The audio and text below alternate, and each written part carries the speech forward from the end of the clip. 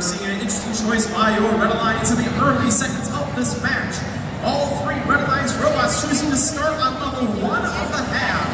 They are able to cross the Ham zone line and earn 9 points. And up until now, both teams choosing to start at least one robot on level 2.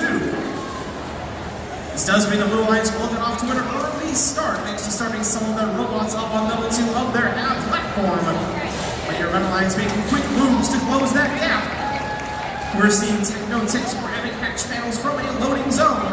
They're joined by their partners Code Red Robotics, the Stray Dogs. On our Blue Alliance, it looks like we have 2 robots focusing on the cargo ship and 1 on a rocket ship.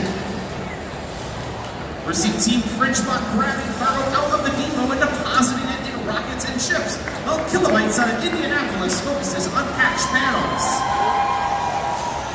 Your Blue Alliance extending the early lead that they built during that Sandstorm period. That lead now up to 15 points at T-minus 83 seconds.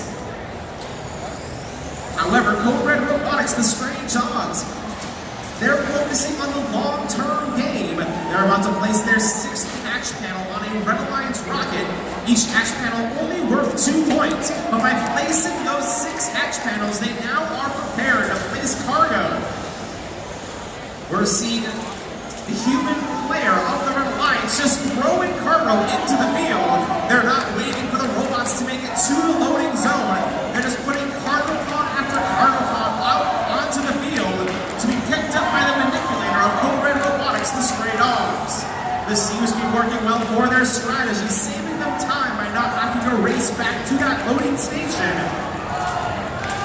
The Red Alliance's long-term strategy seems to be paying off. They are quickly closing the gap and now are about to take the lead from your Blue Alliance. They've done it at T-minus 24 seconds to go.